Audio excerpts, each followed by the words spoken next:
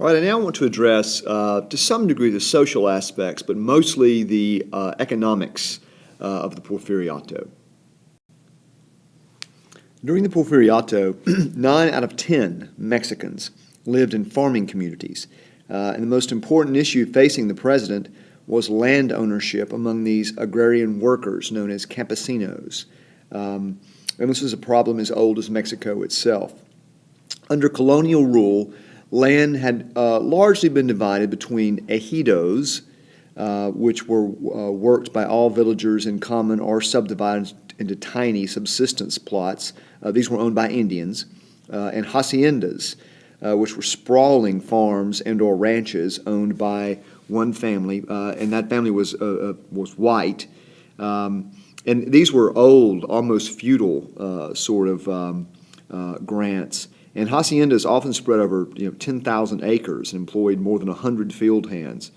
Now, Diaz believed haciendas were more efficient than ejidos. Actually, he would have preferred more commercialized, modern, industrialized sorts of farms, and the haciendas were in some ways more antiquated than that. But because of their size, they at least had efficiencies of scale, and he believed them superior to ejidos for increasing production.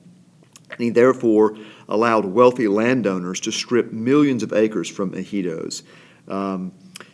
This was done by misusing an 1856 law, part of the Constitution of 1857, the reforms leading up to that, designed to break up large land holdings owned by the church. And so the hacendados, the hacienda owners, sort of subverted this law to use it to take ejido land. Indians fought the haciendas in court, but most judges, of course, owed their jobs to Diaz, and the hacendados increased their land holdings. These Porfiriato land policies created a massive stratification of wealth in land. Landless people increased in number, and some haciendas became the largest farms on earth. The Terrazas family of Chihuahua, for example, owned over 7 million acres. Here we see the family patriarch, Don Luis Terrazas. The Cedros clan of Zacatecas owned over 4 million. Foreigners frequently bought land taken from Indians. William Randolph Hearst, the super powerful yellow journalist, owned a ranch in northern Mexico. In fact, his father had started it, but under Hearst it grew to 1 million acres. And upon first visiting it when he was a younger man, he wrote home that he didn't see why Americans shouldn't own all of Mexico.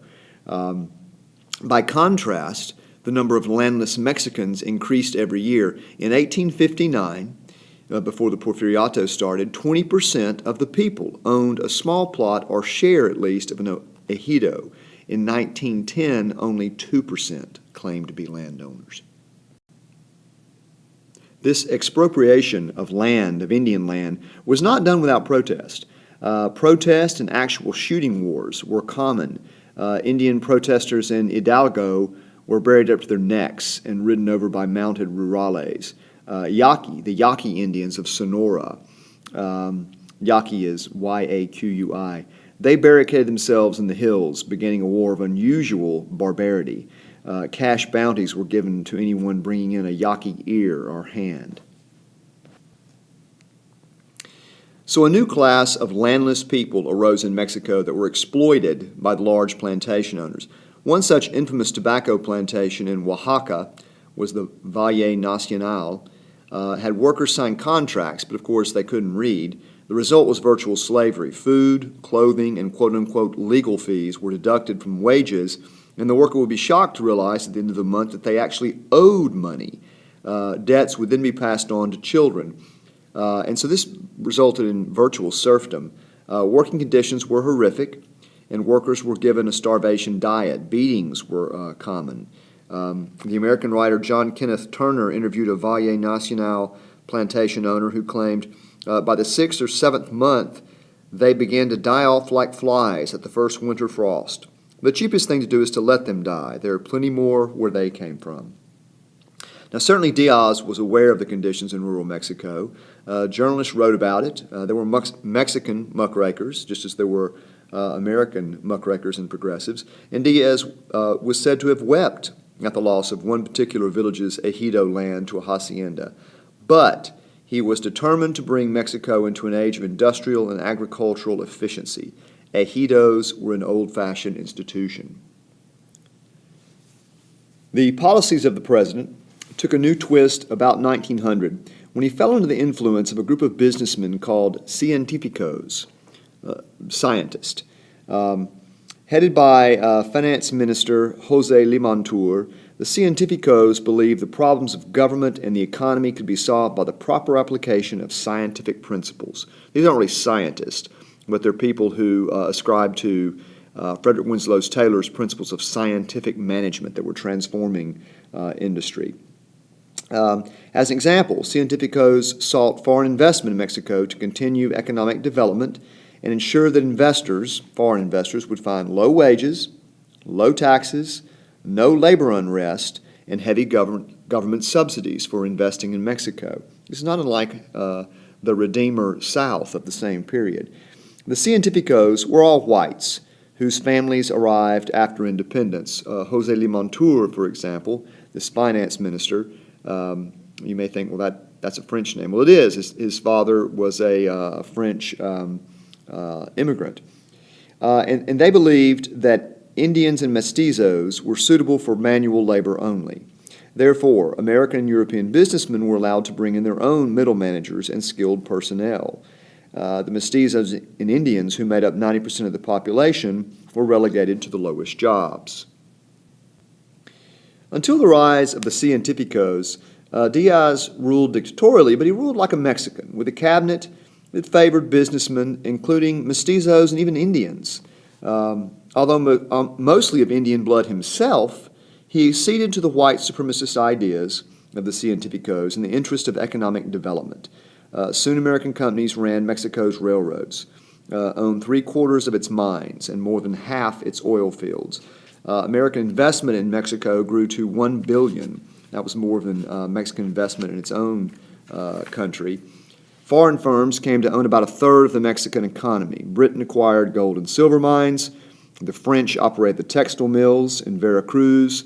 Spaniards owned tobacco and coffee plantations. This gave rise to the saying, Mexico, mother to foreigners, stepmother to Mexicans. This foreign investment was greatly resented by Mexicans. And it did provide jobs, but it did little to improve the lives of Mexicans. In fact, the influx of foreign money raised the cost of corn and other necessities, hurting them. Wages remained low, that was Cientifico policy, and worker unrest was severely repressed. And that was the promise the Cientificos made to foreigners.